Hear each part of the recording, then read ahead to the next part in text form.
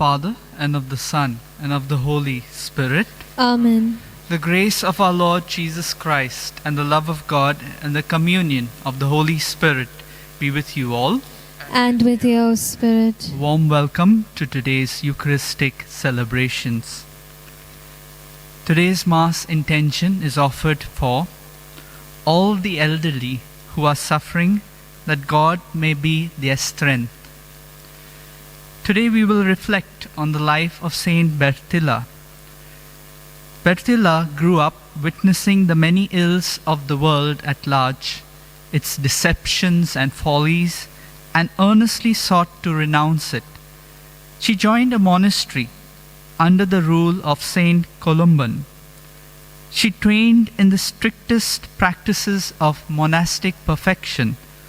By her humility and perfect submission to all, she seemed everyone's friend in need, and acquitted herself with such great charity and edification that she was soon chosen prioress to assist the abbess in her administration. When the Abbey of Chelles was refounded, Bertilla was appointed the first abbess. The fame of Saint Bertilla and her disciplinary acts in the community attracted a number of vocations. Saint Bertilla governed the community with equal vigor and discretion until the close of her life in 692 AD. Let these words of Saint Vincent de Paul be our prayer. However great the work that God may achieve by an individual, he must not indulge in self-satisfaction. He ought rather to be all the more humble, seeing himself merely as a tool which God has made use of.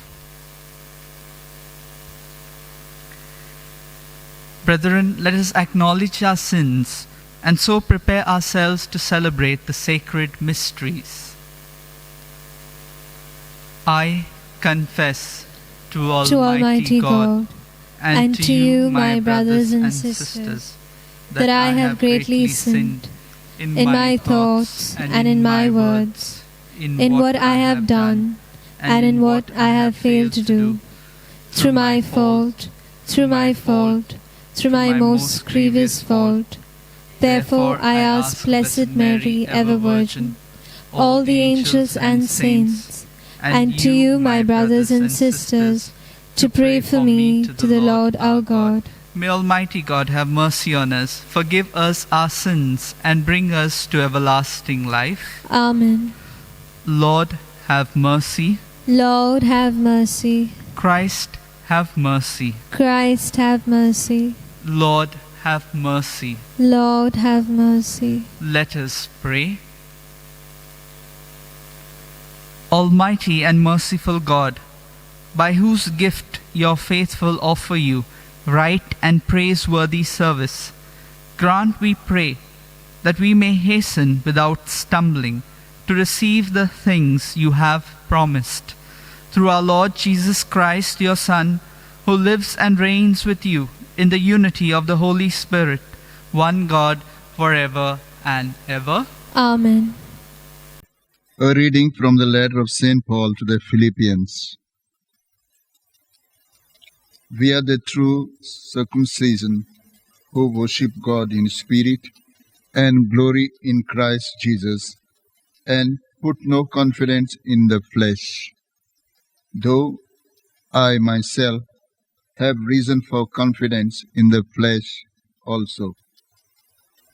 If any other man thinks he has reason for confidence in the flesh, I have more, circumcised on the 8th day of the people of Israel, of the tribe of Benjamin, a Hebrew born of Hebrews, as to the law of Pharisee, as to zeal a persecutor of the church, as to righteousness under the law blameless. But whatever gain I had, I counted as loss for the sake of Christ.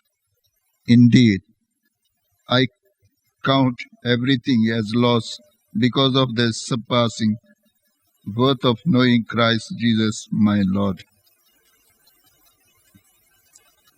The Word of God. Thanks be to God. Our response. Let the hearts that seek the Lord rejoice. Kindly repeat.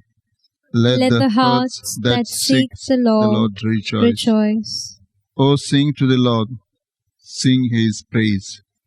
Tell all His wonderful works. Be proud of His holy name. Let the hearts that seek the Lord rejoice. Response. Let the hearts that seek the Lord rejoice. Consider the Lord and His strength. Constantly seek His face. Remember the wonders He has done, His miracles, the judgments He spoke. Our response. Let the hearts that seek the Lord rejoice. O children of Abraham, His servant, O sons of the Jacob He chose. He, the Lord, is our God. His judgment prevail in all the earth. Our response. Let the hearts that seek the Lord rejoice. Acclamation.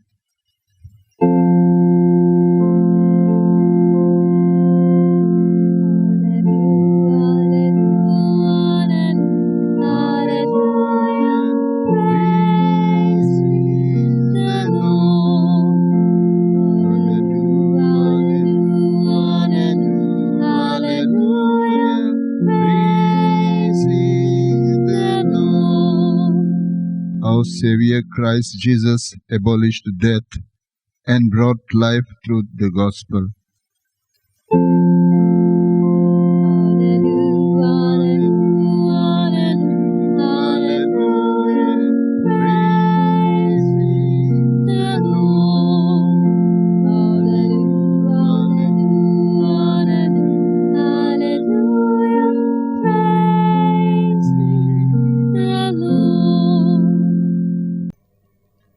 The Lord be with you.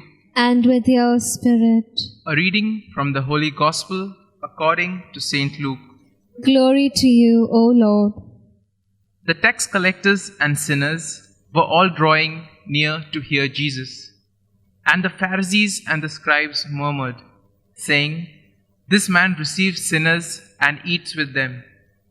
So he told them this parable.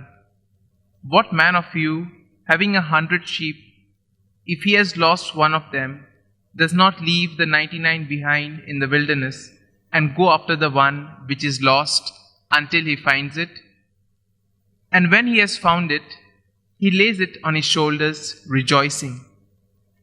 And when he comes home, he calls together his friends and his neighbors, saying to them, "Rejoice with me, for I found my sheep which was lost." Just so, I tell you, there will be more joy in heaven over one sinner who repents than over 99 righteous persons who need no repentance. Or what woman, having 10 silver coins, if she loses one coin, does not light a lamp and sweep the house and seek diligently until she finds it?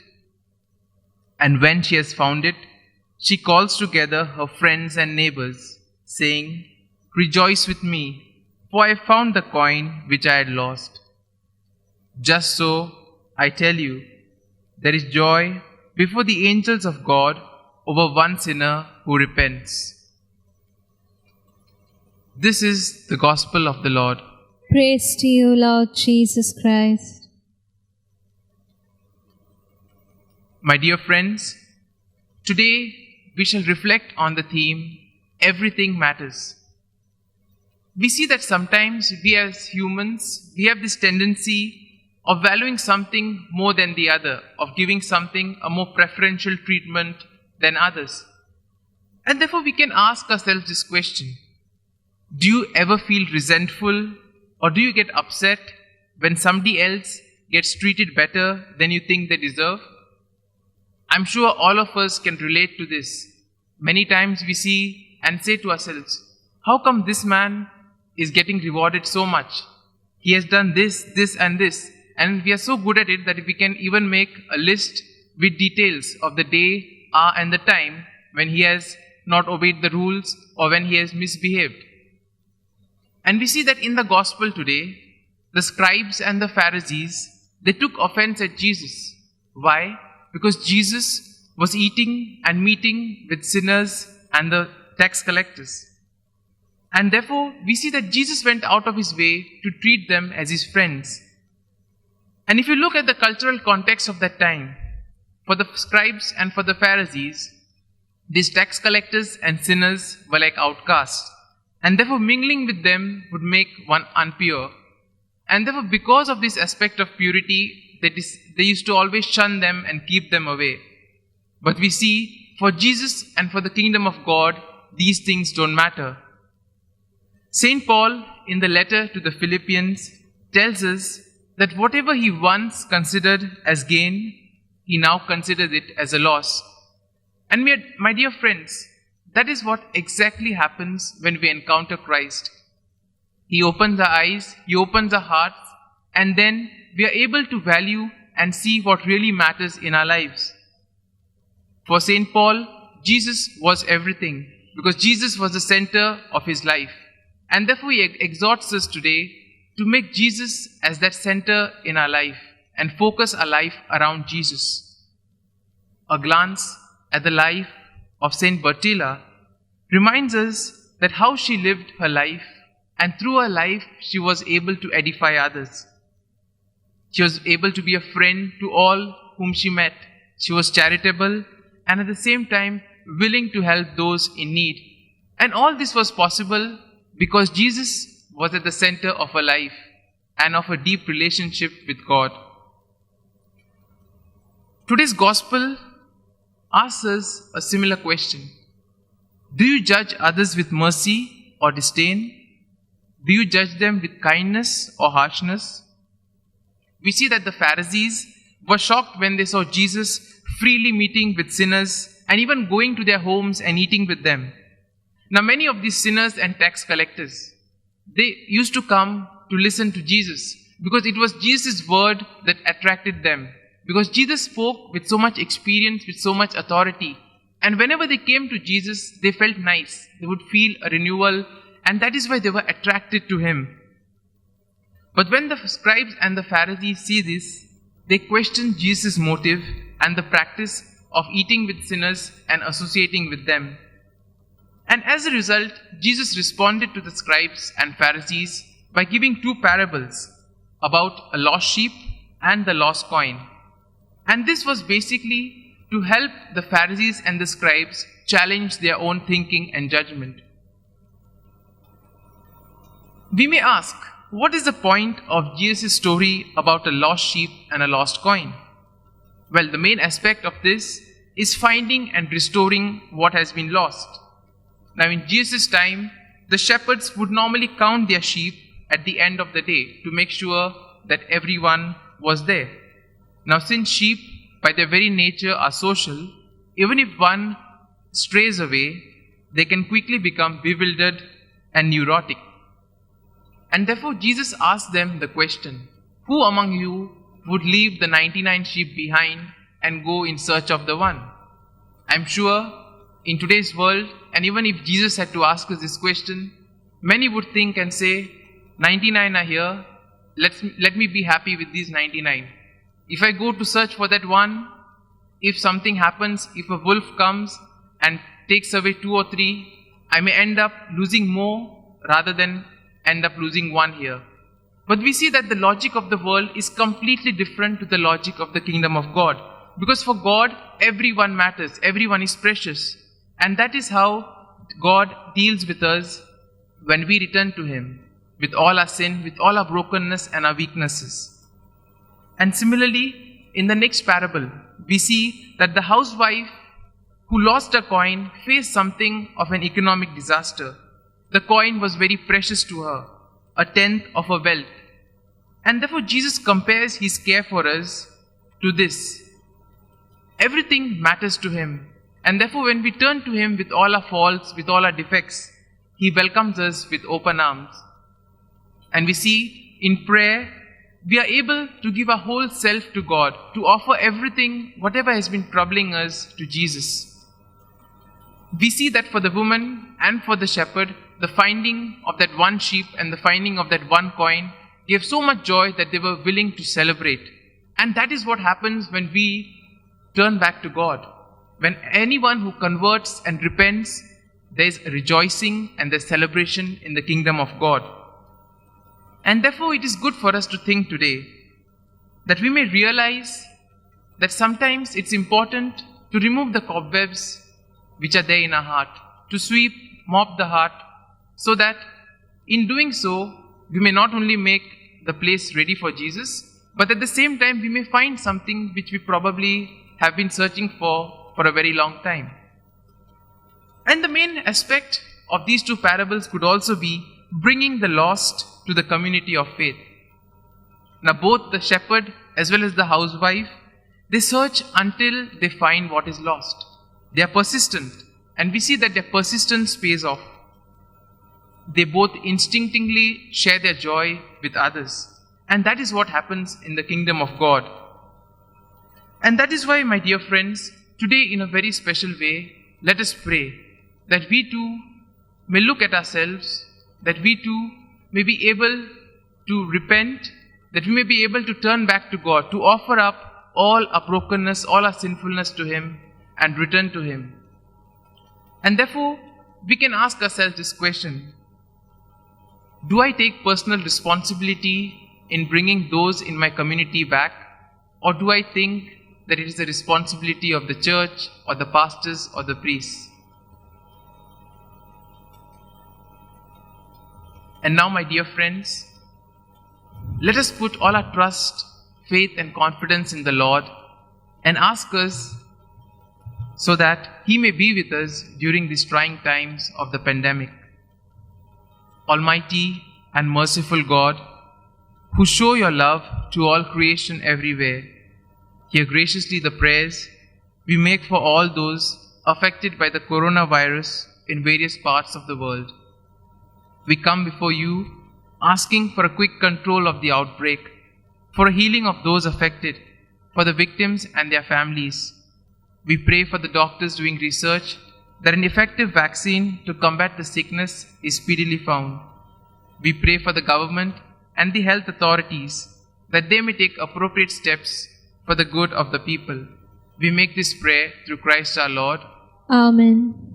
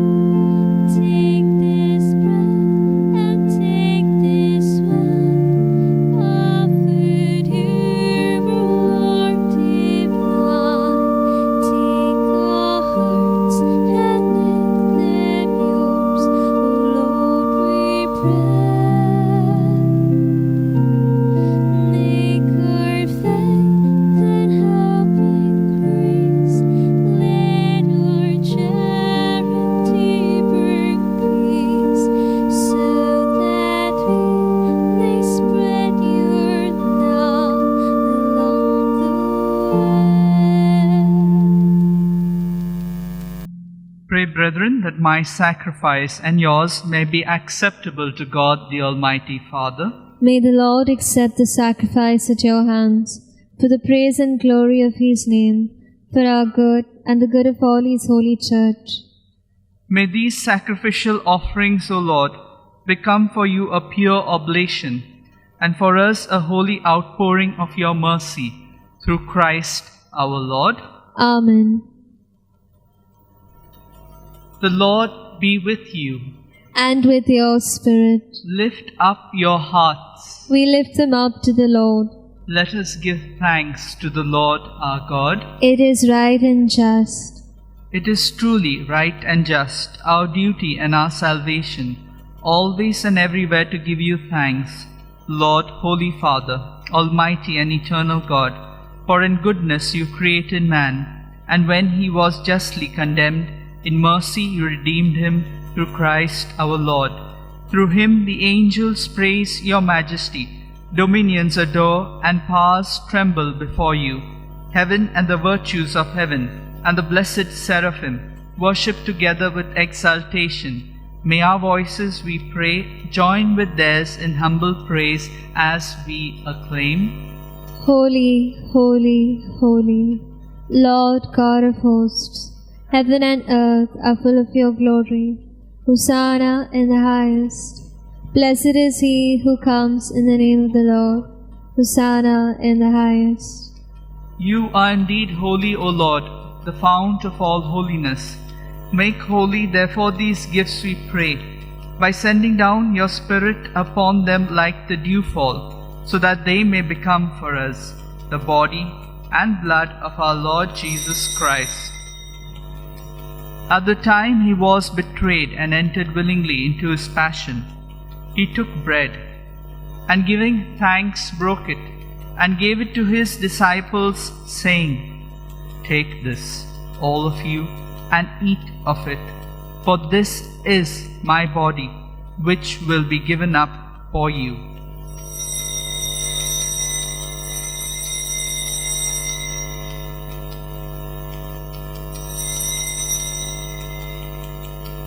In a similar way, when supper was ended, he took the chalice, and once more giving thanks, he gave it to his disciples, saying, "Take this, all of you, and drink from it, for this is the chalice of my blood, the blood of the new and eternal covenant, which will be poured out for you and for many, for the forgiveness of sins.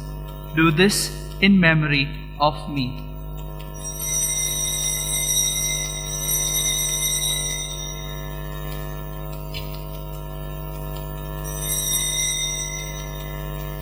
Let us proclaim the mystery of faith.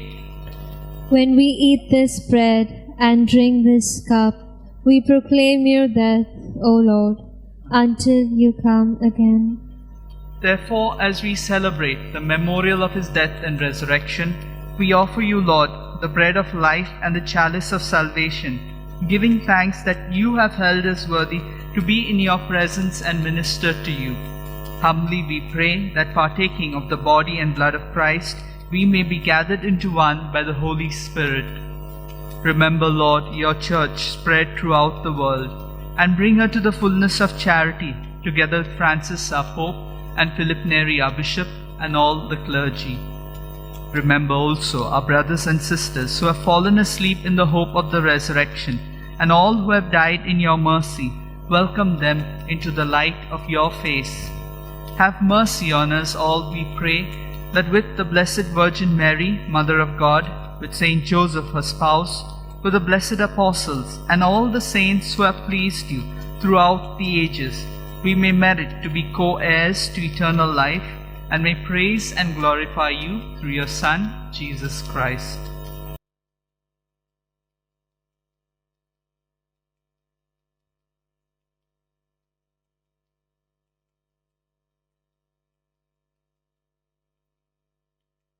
Through him, and with him, and in him, O God, Almighty Father, in the unity of the Holy Spirit, all glory and honor is yours, forever and ever. Amen.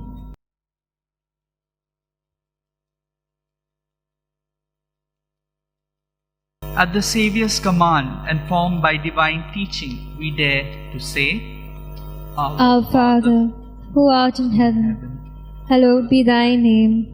Thy kingdom come, thy will be done, on earth as it is in heaven. Give us this day our daily bread, and forgive us our trespasses, as we forgive those who trespass against us. and lead us not into temptation, but deliver us from all evil. Deliver us, Lord, we pray, from every evil. Graciously grant peace in our days, that by the help of your mercy we may be always free from sin and safe from all distress, as we await the blessed hope and the coming of our Saviour, Jesus Christ. For the kingdom, the power, and the glory are yours, now and forever.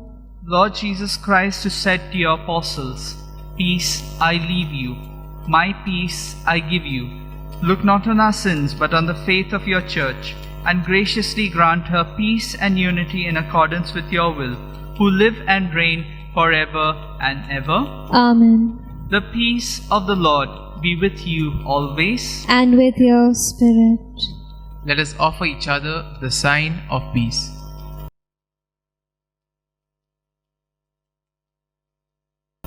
Lamb of God, you take away the sins of the world, have mercy on us. Lamb of God, you take away the sins of the world, have mercy on us. Lamb of God, you take away the sins of the world, grant us peace.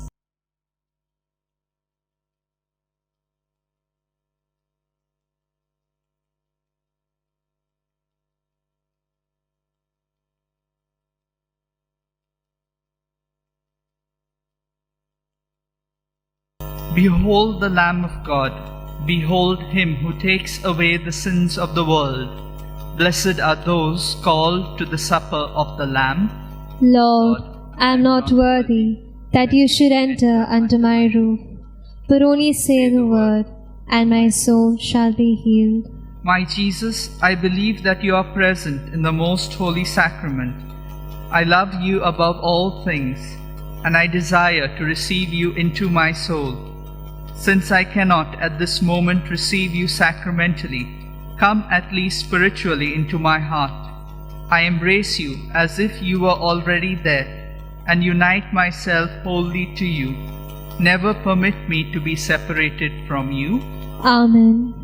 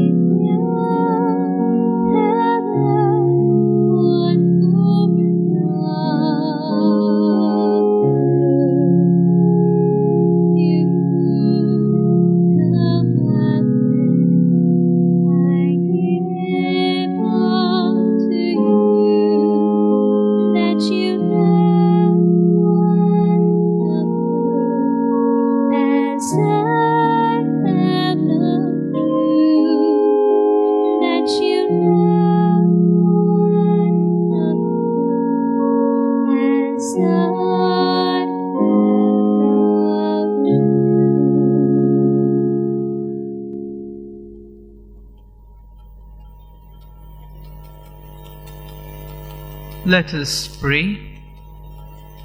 May the working of your power, O Lord, increase in us, we pray, so that renewed by these heavenly gifts, we may be prepared by your gift for receiving what they promise, through Christ our Lord. Amen.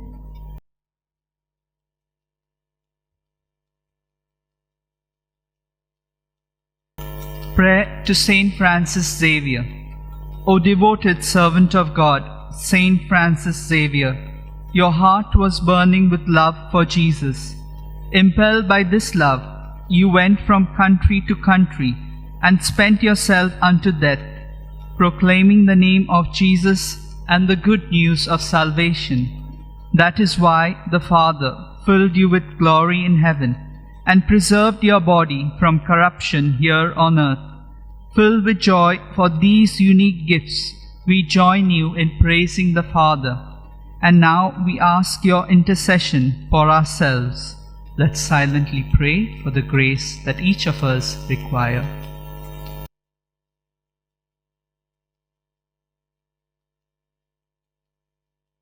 We ask you to obtain for us the fulfillment of these desires if they are pleasing to the Father, and for everything, together with you, we praise the Father through Jesus in the Spirit. Amen. The Lord be with you, And with your spirit. and may Almighty God bless you, the Father, the Son, and the Holy Spirit. Amen. Let us go in peace to love and serve the Lord. Thanks be to God.